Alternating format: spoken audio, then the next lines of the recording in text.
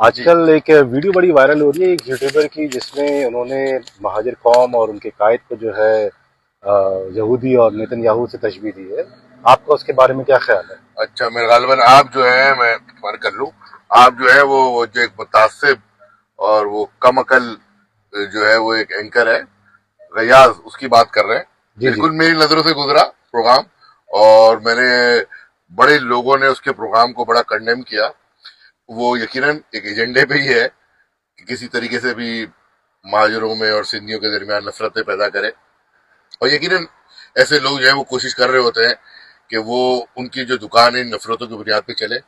اس کو شرم آنی چاہیے کہ اس نے بانیان پاکستان کی اولادوں کو یہودیوں سے تشبیہ دینے کی کوشش کی، اور بانیان پاکستان کی اولادوں اور مہاجروں کی جو متفقہ قائد ہیں جناب الطاف حسین، ان کے حوالے سے بھی مغلظات بکنے کی کوشش جی کی.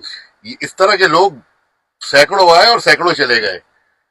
ان کو الطاف بھائی کی وہ کاوشیں، وہ کوششیں جو انہوں نے سندھ میں، یہ جو ایک تفرقہ تھا جو پیپلز پارٹی کی شاونسٹ گورنمنٹ حکومت نے سندھ میں جو متعصب رویہ اور کوٹا سسٹم لگا کے جو نفرت کی بیج بویا، اور الطاف بھائی نے اپنے عمل سے، یعنی کہ عمل ایسا کہ الطاف بھائی نے 90، جو آپ 90 میری گاڑی کے نمبر کا کہہ رہے ہیں، جی اس 90 کی نشست سے بھی ایک سندھی کو ٹکٹ دیا. تو الطاف بھائی کا کردار جو ہے، الطاف بھائی کا عمل جو ہے، سندھی اور مہاجروں کے کی یگانیت اور محبت کے حوالے سے بڑا واضح ہے.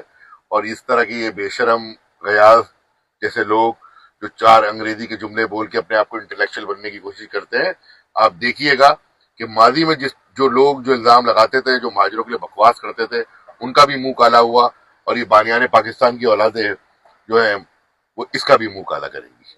چلیں، بہت بہت بہت شکریہ. شکریہ. چلیں، okay, thank you. Thank you. صحیح ہے.